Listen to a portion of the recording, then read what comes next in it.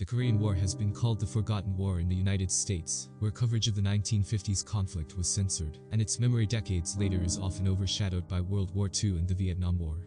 But the three-year conflict in Korea, which pitted communist and capitalist forces against each other, set the stage for decades of tension among North Korea, South Korea and the United States.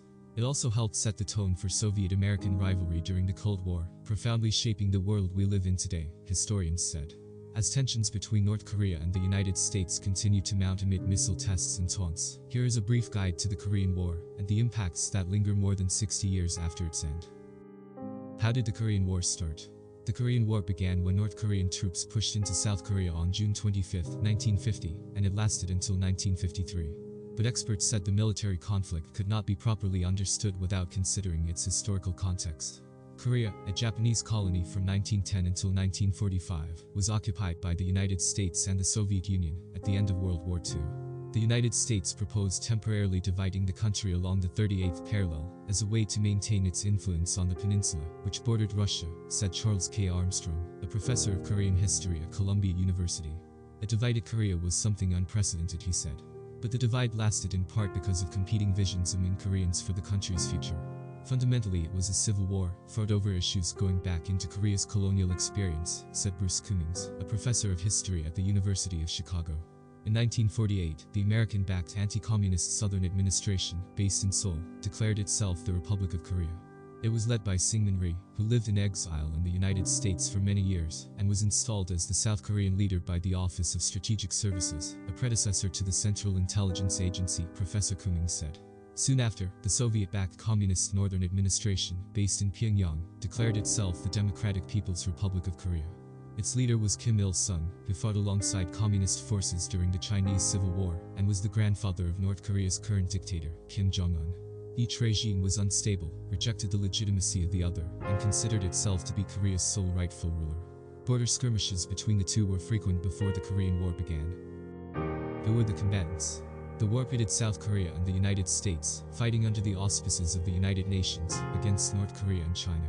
Other nations contributed troops, too, but American forces did most of the fighting. The South Korean army virtually collapsed at the start of the war, Professor Cummings said. The Soviet Union supported North Korea at the beginning of the war, giving it arms, tanks and strategic advice.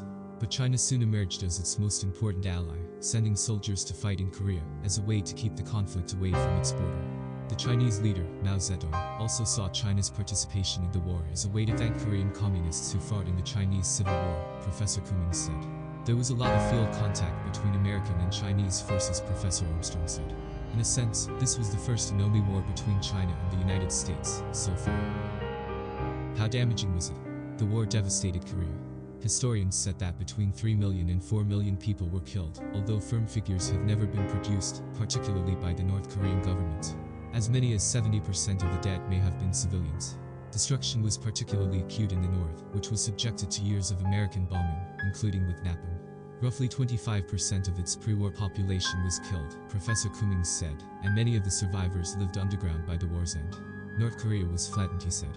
The North Koreans see the American bombing as a Holocaust, and every child is taught about it. Damage was also widespread in South Korea, where Seoul changed hands 4 times. But most combat took place in the northern or central parts of the peninsula, around the current demilitarized zone, which divides the countries, Professor Cummings said. How did it end? Technically, the Korean War did not end.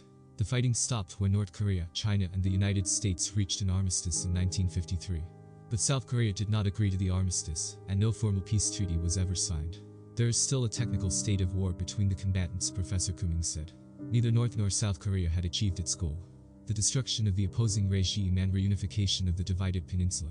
Since 1953, there has been an uneasy coexistence between North and South Korea, which hosts over 20,000 American troops. At one time, hundreds of American nuclear weapons were based there. It was from the Korean War onward that we had a permanent global American military presence that we had never had before, Professor Armstrong said. Other countries that host American troops include Qatar, Japan, Italy and Germany. It was a real turning point for America's global role. In the decades after the war, South Korea transformed into an economic powerhouse. Professor Cummings said many of its citizens now know little about the conflict and have a fatalistic orientation toward the economically isolated North. Meanwhile, North Korea became the world's most amazing garrison state, with the 4th largest army in the world. Its generals are still fighting the war, Professor Cummings said. For them it has never ended.